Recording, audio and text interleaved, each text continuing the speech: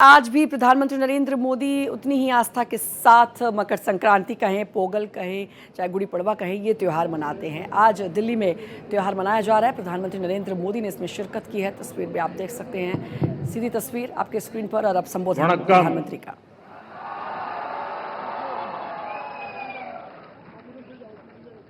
इनिय पोंगल नड़वातकल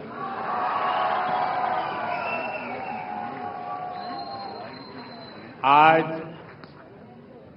पोंगल एक global festival बन चुका है।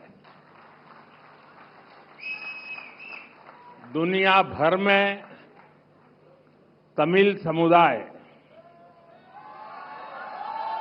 और तमिल संस्कृति से प्रेम करने वाले लोग इसे उत्साह के साथ मनाते हैं। उसमें मैं भी एक हूं।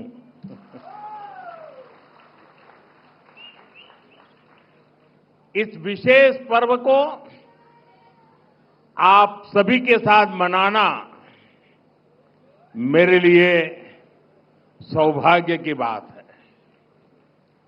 हमारे तमिल जीवन में पोंगल एक सुखद अनुभूति की तरह है। इसमें अन्नदाता की मेहनत, धरती और सूर्य के प्रति आभार का भाव है। साथ ही ये पर्व हमें प्रकृति, परिवार और समाज में संतुलन बनाने का रास्ता दिखाता है। इस समय देश के अलग अलग हिस्सों में लोहड़ी, मकर संक्रांति, माघ बिहू और अन्य त्योहारों की भी उमंग है। मैं भारत और दुनिया भर में रहने वाले सभी तमिल भाई बहनों को पोंगल की और सभी पर्वों की बहुत बहुत शुभकामनाएं देता हूं। साथियों, वैसे मेरे लिए ये भी बहुत सुखद रहा है कि पिछले वर्ष मुझे तमिल संस्कृति से जुड़े कई कार्यक्रमों में शामिल होने का अवसर मिला। मैंने तमिलनाडु में 1000 साल पुराने गंगईकोंडा चोलापुरम मंदिर में पूजा की।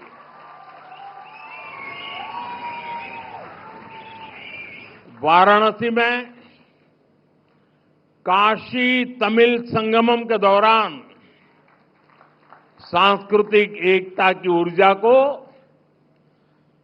पल पल उसके साथ जहां भी रहा मैं जुड़ा रहा, मैंने उसे महसूस किया। जब मैं पंबन ब्रिज के लोकार्पण के लिए रामेश्वरम गया था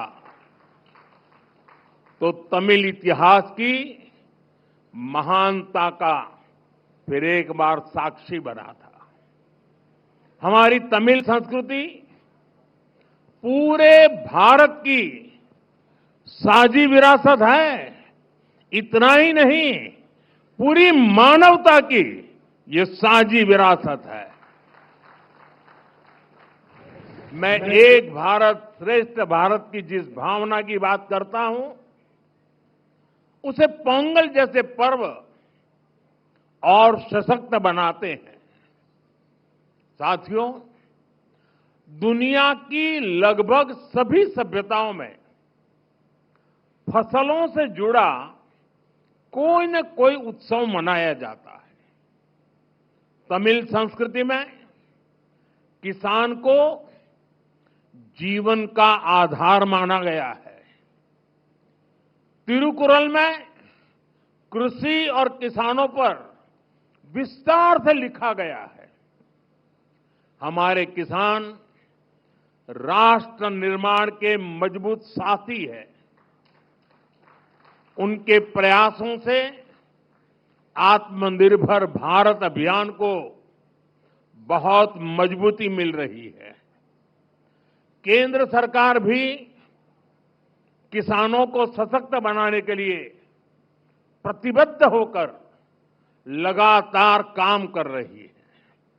साथियों, पोंगल का त्योहार हमें प्रेरित करता है कि प्रकृति के प्रति आभार केवल शब्दों तक सीमित न रहे, उसे हम जीवन शैली का हिस्सा बनाएं। जब ये धरती हमें इतना कुछ देती है, उसे संजोने का दायित्व भी हमारा है। अगली पीढ़ी के लिए मिट्टी को स्वस्थ रखना, पानी को बचाना और संसाधनों का संतुलित उपयोग करना सबसे जरूरी है। मिशन लाइफ, एक पेड़ मां के नाम, अमृत सरोवर जैसे हमारा अभियान इसी भावना को आगे बढ़ाते हैं। हम खेती को अधिक सस्टेनेबल और पर्यावरण के अनुकूल बनाने के लिए निरंतर काम कर रहे हैं। आने वाले समय में सस्टेनेबल खेती के तरीके,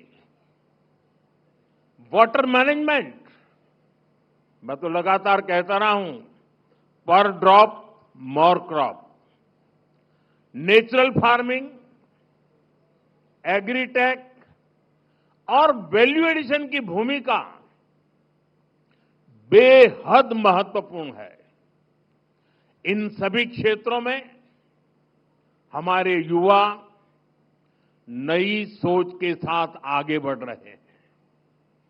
कुछ ही महीने पहले मैं तमिलनाडु में नेचुरल फार्मिंग से जुड़े एक सम्मेलन में शामिल हुआ था, जहां मैंने देखा कि हमारे तमिल युवा कितना बेहतरीन काम कर रहे हैं। यानी प्रोफेशनल लाइफ की बड़ी बड़ी चीजें छोड़ करके वो खेत में काम कर रहे हुए मुझे मिले। मैं खेती से जुड़े अपने युवा तमिल मित्रों से आग्रह करता हूं कि वे सस्टेनेबल खेती में क्रांति लाने के इस अभियान का और विस्तार करें। हमारा लक्ष्य ये होना चाहिए कि हमारी थाली भी भरी रहे, हमारी जेब भी भरी रहे और हमारी धरती भी सुरक्षित रहे। साथियों, तमिल संस्कृति दुनिया की सबसे प्राचीन जीवित सभ्यताओं में से एक है। तमिल संस्कृति सदियों को जोड़ती है। वो इतिहास से सीखकर वर्तमान को आगे का रास्ता दिखाती है। इसी प्रेरणा से आज का भारत अपनी जड़ों से शक्ति लेकर नई संभावनाओं की ओर आगे बढ़ रहा है। आज पोंगल के इस पावन अवसर पर हम उस विश्वास को महसूस कर रहे हैं जो भारत को आगे बढ़ा रहा है। एक ऐसा भारत जो अपनी संस्कृति से जुड़ा है, अपनी धरती का सम्मान करता है और भविष्य को लेकर भरोसे में भरा हुआ है। इनिय पोंगल नलवा अकड़क्तुक्कल,